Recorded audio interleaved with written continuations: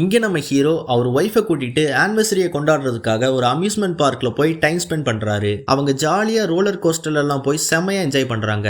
அப்போ அவங்க ரெண்டு பேரும் கிஸ் பண்றத ஒரு கேங் போட்டோ எடுத்துடுறானுங்க. இதை நோட்டீஸ் பண்ண ஹீரோ அந்த போட்டோவை டெலீட் பண்ண சொல்றாரு. ஆனா இவர் சொல்றது கேட்காம அவங்க அந்த போட்டோஸை சோசியல் மீடியால அப்லோட் பண்ணிடுறானுங்க. இதை தட்டி கேட்ட ஹீரோ மேல அவங்க ட்ரிங்கையும் ஊத்தி சண்டைக்கு வாடான்னு கூப்பிடுறாங்க. ஆனா அவங்க கூட எந்த ஒரு சண்டையுமே போடாம ஹீரோ அவர் ஒய்ஃபை கூட்டிட்டு கிளம்பிடுறாரு. வழியில அவர் ஒய்ஃபும் இவரை சமாதானப்படுத்துறது நீ அவங்க கூட சண்டை போடாததும் நல்லதுதான், எதுக்கு நமக்கு தேவையில்லாத பிரச்சனை சொல்றாங்க. ஆனா இவரால் அந்த இன்சிடென்ட்ல இருந்து முழுசா வெளியே வர முடியல. அதை பத்தியே நினைச்சிட்டு வீட்டுக்கு போறாரு. நேரா பாத்ரூம்ல போய் குளிச்சுட்டு மிரரை கையால துடைச்சிட்டு அவரையே பார்த்து செமையா கோவப்படுறாரு. இப்போ இவர் வெறும் ஒரு நார்மல் லைஃப் வாழ்ந்துட்டு இருக்கலாம். ஆனா பாஸ்ட்ல இவர் ஒரு பெரிய அசாசியன். தன்னோட அடையாளத்தை மறைச்சிட்டு யாருக்குமே தெரியாம தன்னோட ஃபேமிலிக்காகத்தான் இப்படி ஒரு நார்மல் லைஃபை லீட் பண்ணிட்டு இருக்காரு. ஆனா இவரோட பல வருஷ சீக்கிரட் ரொம்ப நாளைக்கு நிலைக்க போறது இல்ல. கூடிய சீக்கிரமே இவரை பத்தின உண்மையை அவங்க ஃபேமிலி தெரிஞ்சுக்க போறாங்க.